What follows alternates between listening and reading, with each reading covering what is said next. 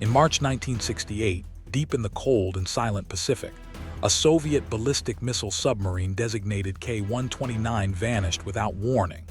No distress signal, no final radio transmission, just a sudden disappearance in one of the most sensitive regions of the Cold War. For the Soviet Navy, the loss was catastrophic. The submarine carried nuclear missiles, advanced guidance systems, cryptographic equipment, and the lives of nearly 100 officers and crew.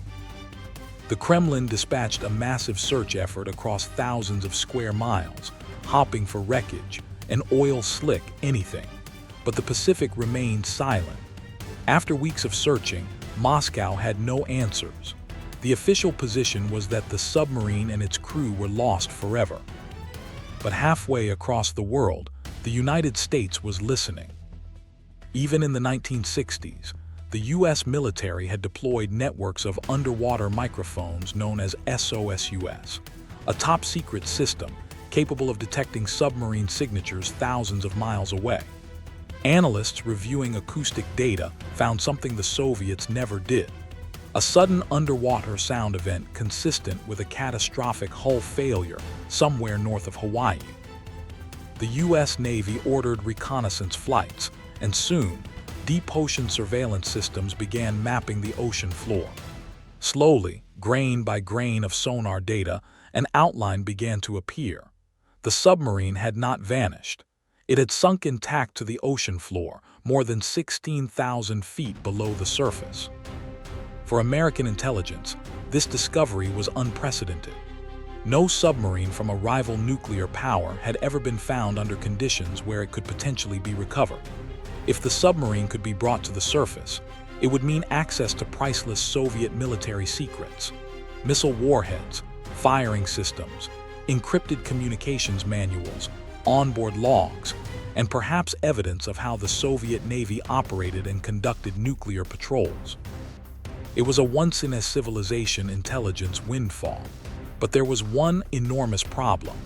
No human engineering project in history had ever attempted to lift something that large, intact, from such crushing depth. The ocean floor at 16,000 feet is a world no vessel was designed to work in. Temperatures hover near freezing. Pressure exceeds 7,000 pounds per square inch, enough to turn steel into scrap. And even if a lifting mechanism could theoretically grip the submarine, there was no surface ship capable of exerting the required lifting force while remaining stable in open water. The submarine weighed thousands of tons. No deep-sea recovery system in existence could retrieve it. A conventional Navy approach was impossible. Scientists warned that even a minor lifting misalignment could tear the submarine apart before it reached the surface. Naval engineers privately concluded the idea was insane. But at the CIA, the conclusion was different. If the operation succeeded, the intelligence payoff could shift the balance of naval warfare. And in the logic of the Cold War, that was enough. A small group inside the agency began drawing up classified engineering concepts.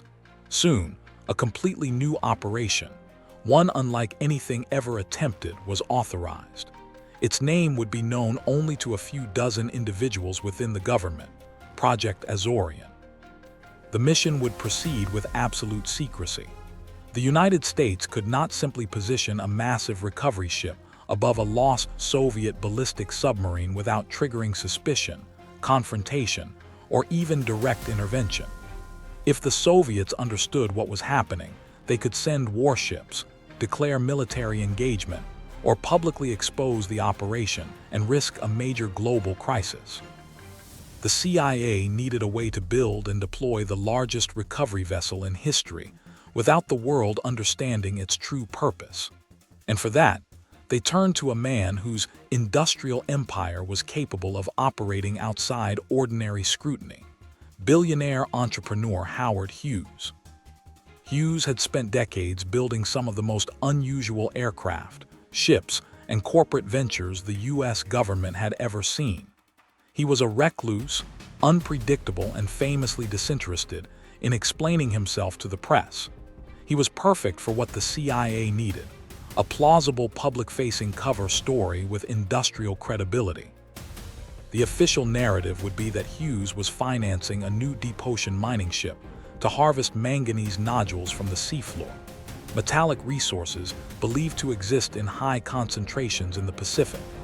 Newspapers announced the project as an extraordinary new private engineering leap, a story so large and technical that few outside the industry could question it. In reality, the world's first deep-ocean mining ship would become something else entirely, a covert military recovery platform.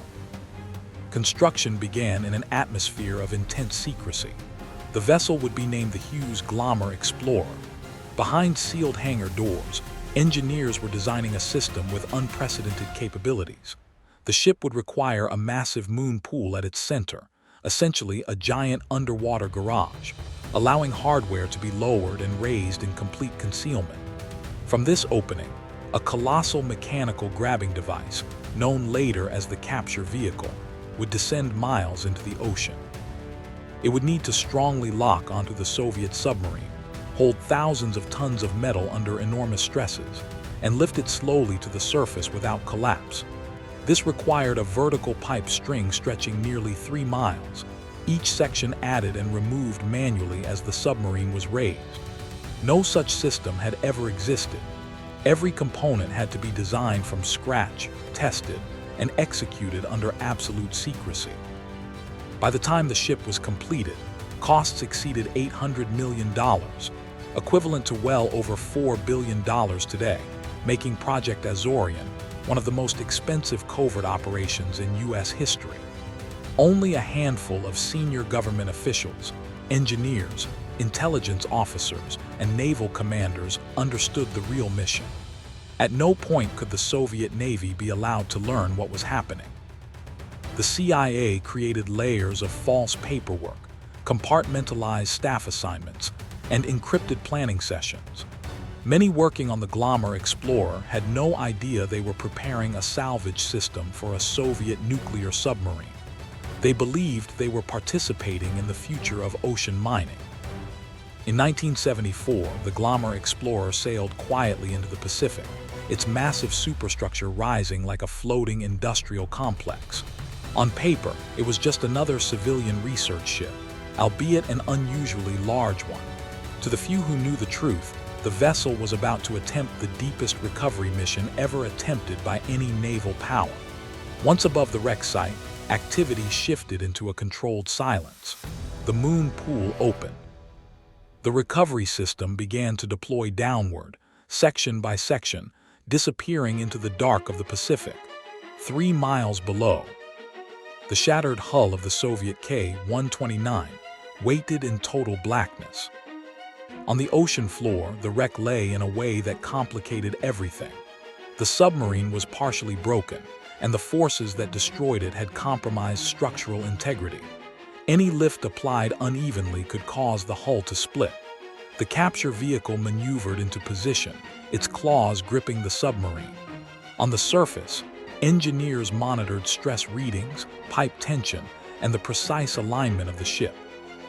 Any significant pitch or roll in the surface vessel could translate into catastrophic strain miles below. And hovering only a short distance away, Soviet vessels periodically passed through the region, unaware of the silent operation occurring beneath them. On board the Glomar Explorer, tension became a constant companion.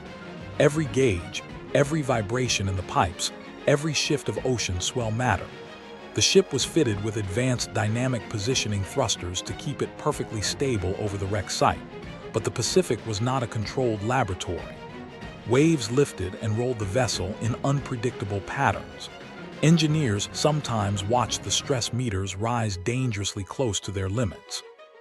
If any pipe section failed, the 3-mile string could collapse, sending thousands of tons of steel crashing down in a deadly cascade.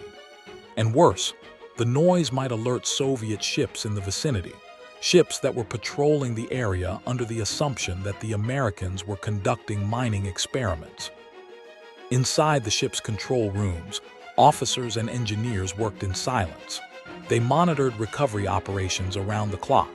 The ship's crew also had to continue maintaining the public illusion that deep-sea mining research was underway. Any question from visiting officials, journalists, or competing industries had to be deflected with confidence. The cover story had to remain airtight. Even one rumor could jeopardize years of planning. If the Soviets detected the operation and realized that their missing nuclear submarine was being lifted off the seabed by American intelligence, the diplomatic explosion would reverberate across the world. Direct confrontation at sea was a very real possibility. Below, the recovery clause gradually tightened around the submarine. Inside the wreck, time had stopped. Twisted bulkheads, collapsed compartments, and the silent remains of the Soviet crew told the story of the disaster. The hull itself, under decades of sediment and decay, still carried warheads, cryptographic materials, and possibly operational logs. For American intelligence, each of these materials represented a gold mine. Knowing Soviet missile logic, encryption standards, and launch procedures could help analysts model Soviet naval strike potential with unprecedented accuracy. The stakes could not have been higher. Slowly, the lift began. The submarine started to rise from the seabed inch by inch. The process was excruciatingly slow, designed to avoid stress shock and structural tearing. Engineers added new vertical pipe segments as the capture vehicle climbed. Each pipe segment weighed thousands of pounds and had to be bolted on manually. The operation continued non-stop for days. Every few hours, weather updates were delivered to the command center. A powerful storm could end the mission before completion. As the submarine rose through thousands of feet of crushing pressure, one nightmare scenario kept looming in every engineer's mind. The submarine might not hold together. After years at the bottom of the Pacific and the violent forces that had sent it there was no certainty that the hull could handle the stresses of upward motion.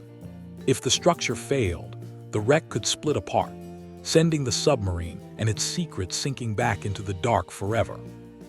Then the worst happened. Sensors detected a sudden jolt, a catastrophic structural shift deep below the surface. Stress alarms flared. A section of the submarine had fractured.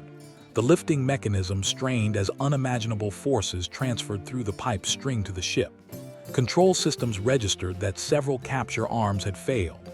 Inside the control room, engineers stared at readouts confirming their fear. The submarine was breaking apart under the enormous stress of the ascent. No simulations had fully prepared the team for this moment. The ship could not simply halt the lift. The tension on the pipe string was enormous. A sudden stop could cause cascading mechanical failure all the way to the ship's moon pool.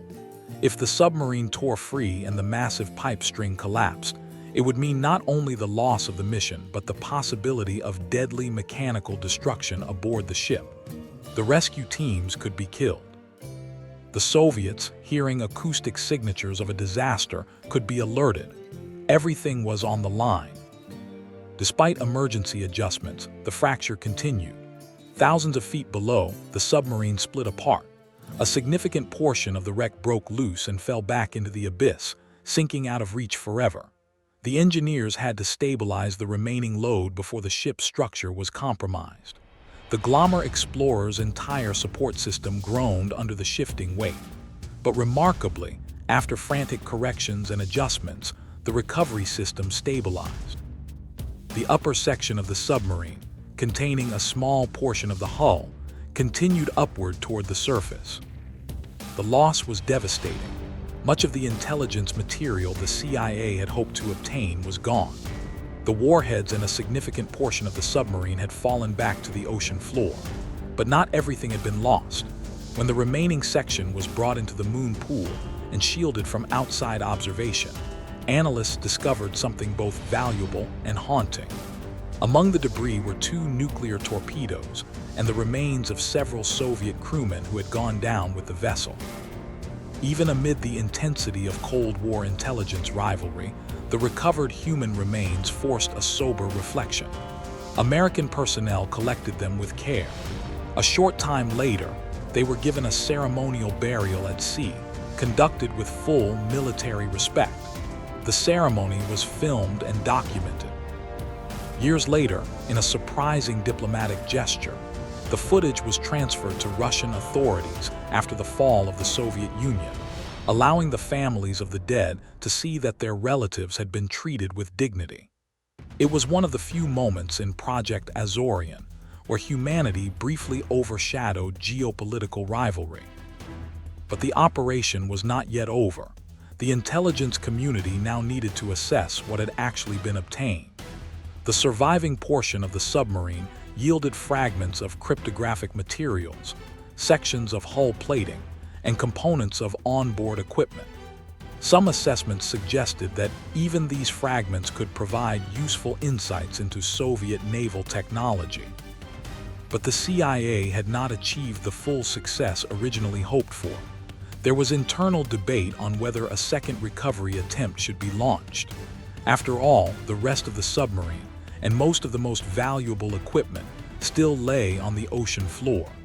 Technically, a second try might be possible. Yet something unexpected interfered. The mission was about to be exposed. The engineers of the Hughes Glomar Explorer were working against a silent enemy, time. The Soviets were still patrolling the Pacific, still monitoring submarine losses, still searching for answers of their own.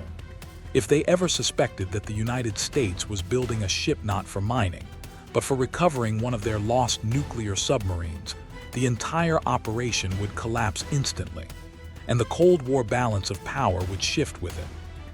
Every component of the Glomar Explorer had to be developed from scratch. No existing ship on Earth could secretly retrieve a vessel weighing over 2,500 tons from 16,500 feet below the ocean's surface. The mechanical solution would become one of the most ambitious feats of engineering ever attempted, a massive capture vehicle known internally as the Claw. It would be lowered on steel pipes section by section, reaching deeper than any mechanical structure of comparable size had ever been operated.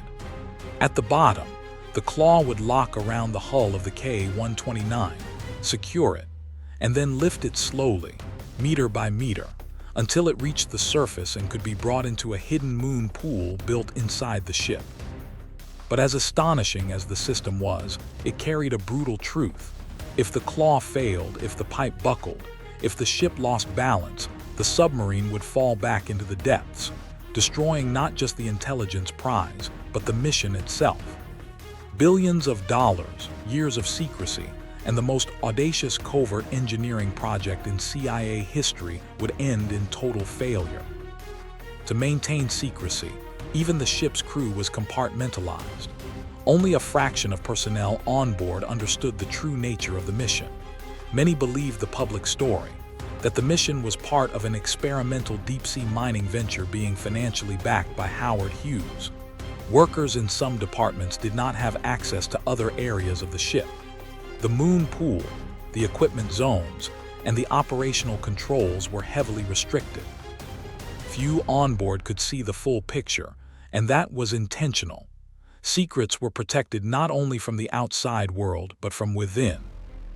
Even at sea, the deception continued. Supply ships arrived with containers deliberately labeled with mundane or misleading contents to avoid suspicion from commercial and military observers. Communications were coded. Data logs were sanitized. The CIA could not risk allowing even the smallest detail to leak.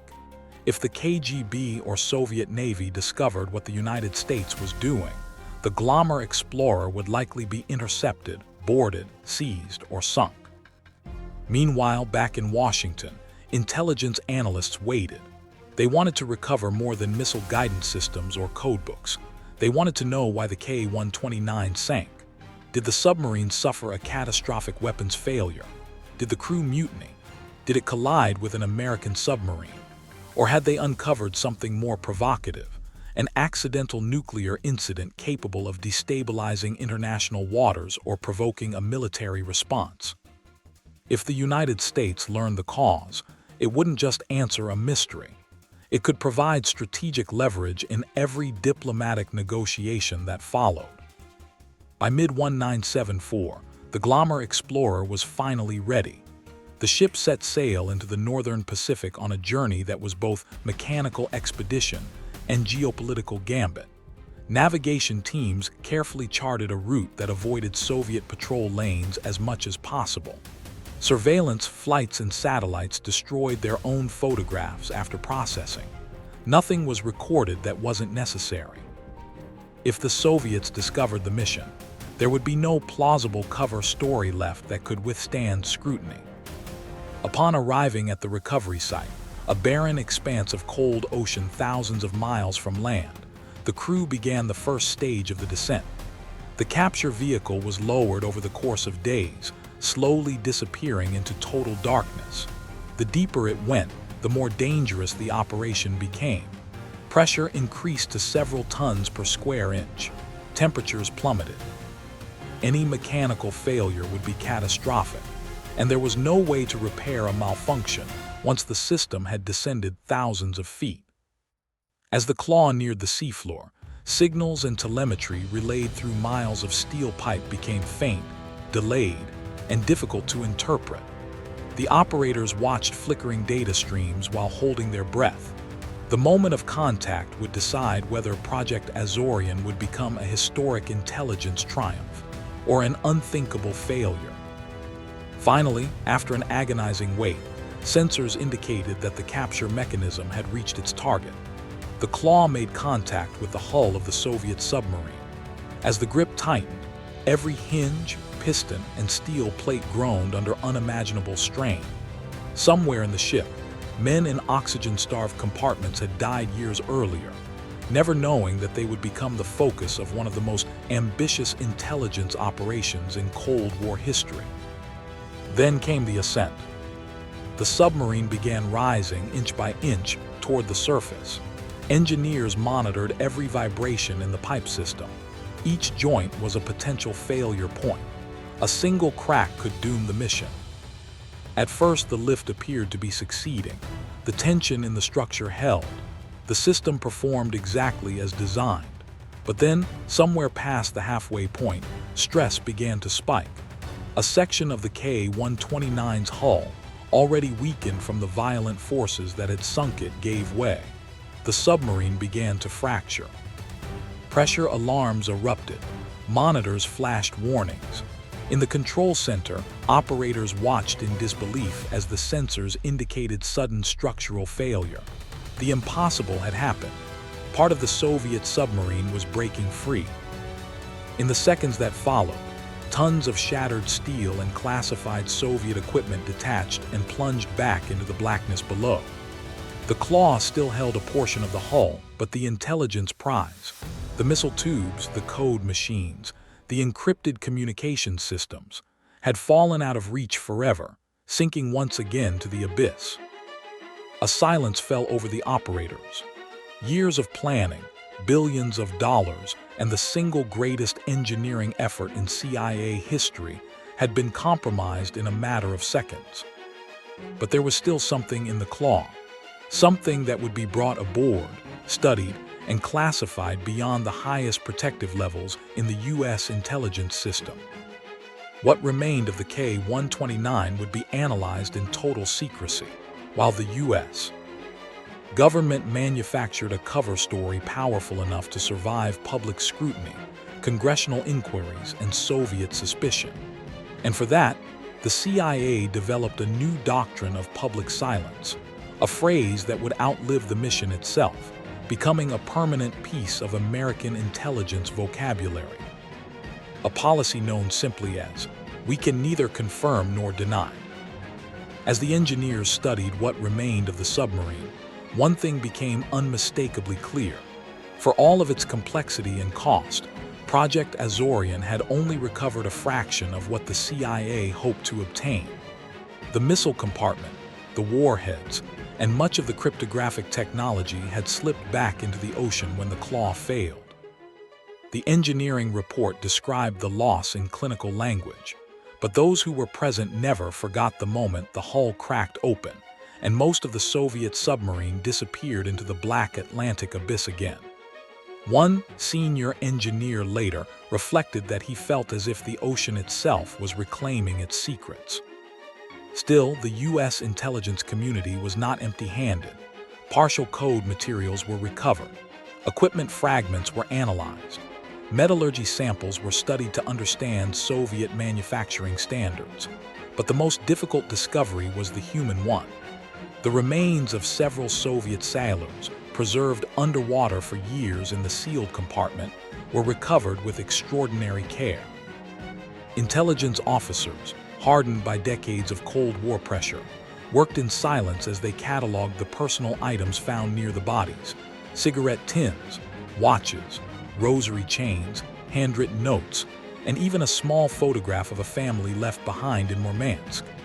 Every object was placed carefully into storage, not for exploitation, but because the questions that arose from that discovery could no longer be answered by intelligence analysts. The CIA now faced a choice. They could treat the bodies as evidence, store them like technical material, or they could commit to something unusual for an intelligence organization engaged in clandestine operations: a burial with dignity. In the end, partly for moral reasons and partly to avoid the political nightmare of being discovered with the remains of foreign servicemen, the decision was made. A documentary film crew, sworn to secrecy, was assembled to record the event under strict classification protocols.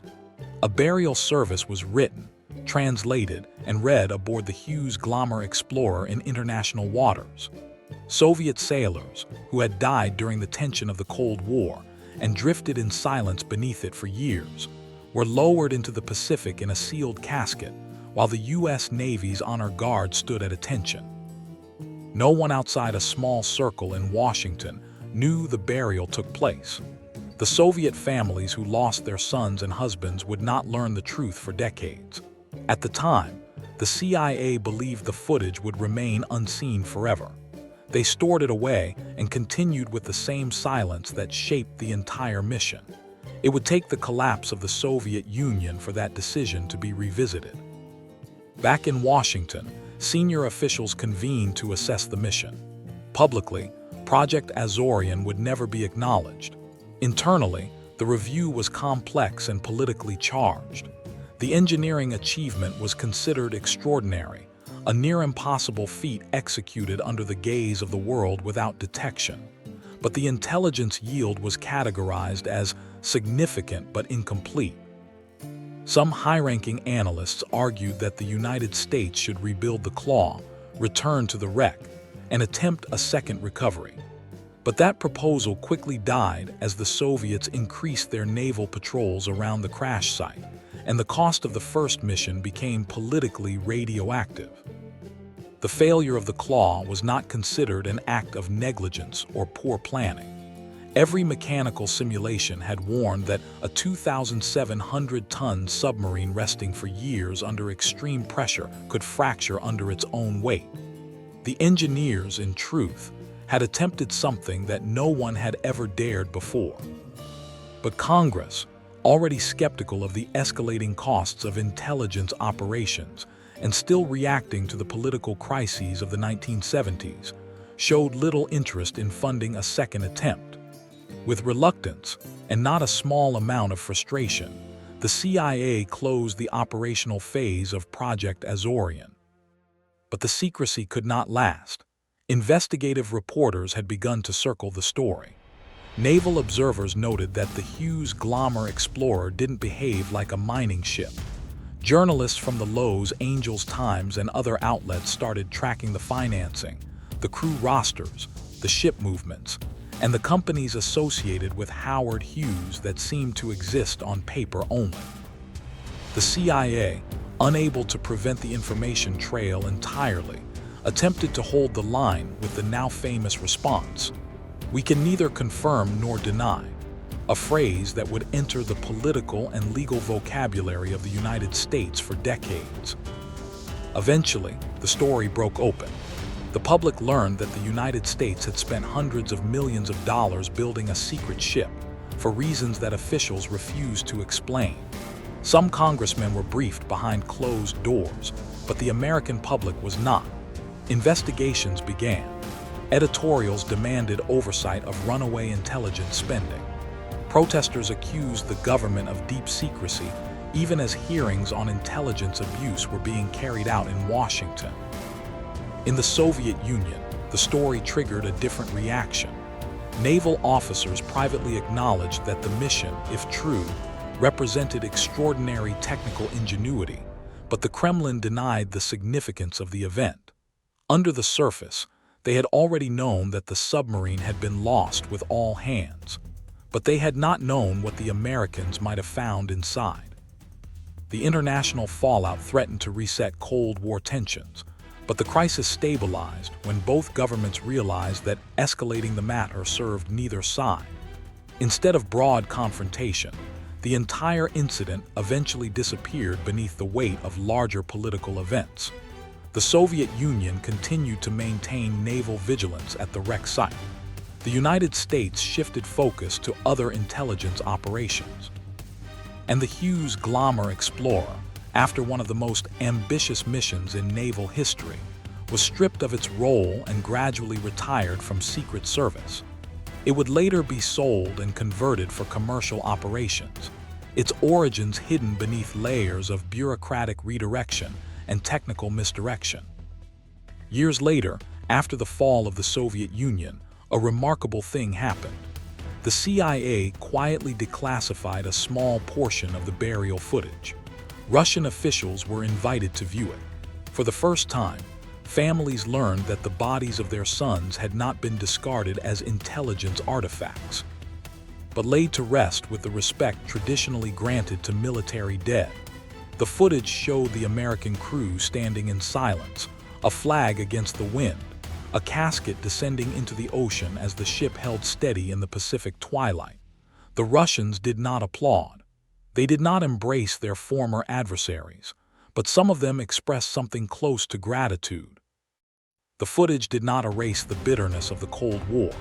It did not undo political manipulation or the decades of strategic hostility, but it demonstrated something quietly human in an era defined by suspicion and confrontation. Even in the most secret mission of the most secretive intelligence organization in the world, someone decided that the death of a sailor, regardless of nationality, deserved dignity. Looking back at Project Azorian today, historians increasingly regard it as a turning point in Cold War espionage. It demonstrated that the United States was willing to build a completely new industrial capability on a massive scale, solely for one covert mission.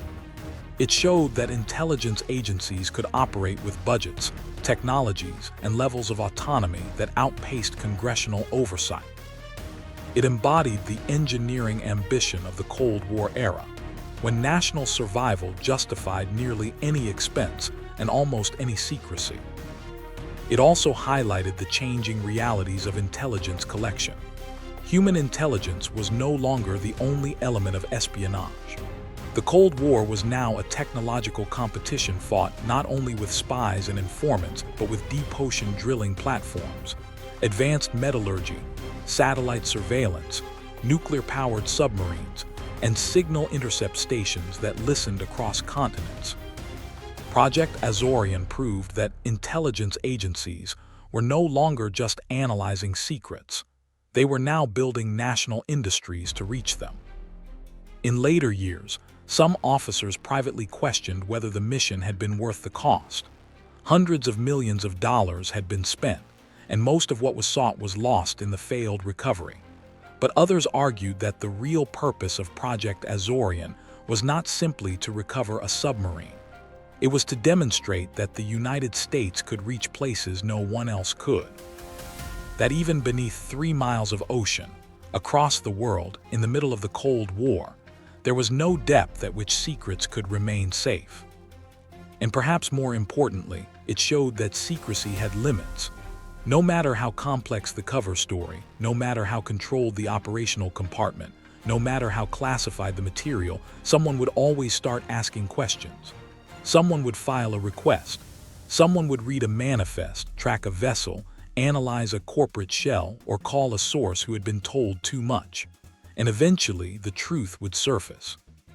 Project Azorian was not the first mission to be buried under classification, nor would it be the last. But it became a symbol of ambition, of technological audacity, of the secrecy that defined an era, and of the moral consequences that secrecy created. It remains one of the most daring engineering operations ever attempted, a mission carried out under the pressure of geopolitical rivalry and the fear that one small piece of technology, recovered from the seabed, could shift the balance of power between nuclear superpowers. Today, the original Soviet submarine still lies scattered across the ocean floor. The Pacific currents continue to flow across the broken steel, the salt crust, the corrosion eating slowly at the remains of a conflict fought far above it. The rest of the submarine, the part that never reached the surface, remains untouched and unreachable, entombed in darkness. But the story did surface. The secrecy cracked. The files were written, classified, cross-referenced, and eventually released. The burial film emerged. The reports became public record. Journalists reconstructed the chain of events. Historians filled in the gaps. And Project Azorian, once invisible, became something else entirely. A reminder that in the Cold War, the greatest battles were not always fought on open oceans or visible battlefields, but in the shadows, in research laboratories, on drafting tables, and deep beneath the water where no one was supposed to look. In the end, the Glomar Explorer sailed home in silence, the engineers tired, the analysts carrying what intelligence they could salvage, the CIA satisfied with the operation's partial success, and the ocean reclaiming the rest of its secret. The world moved on, unaware that a technological miracle had unfolded thousands of meters beneath the surface, one that remained hidden not because of its failure, but because of its success. Project Azorian stands today as one of the most extraordinary missions of the Cold War, a classified collision of engineering, espionage, ambition, and the quiet, unspoken understanding that even in the most secret corners of history, humanity has a way of surfacing.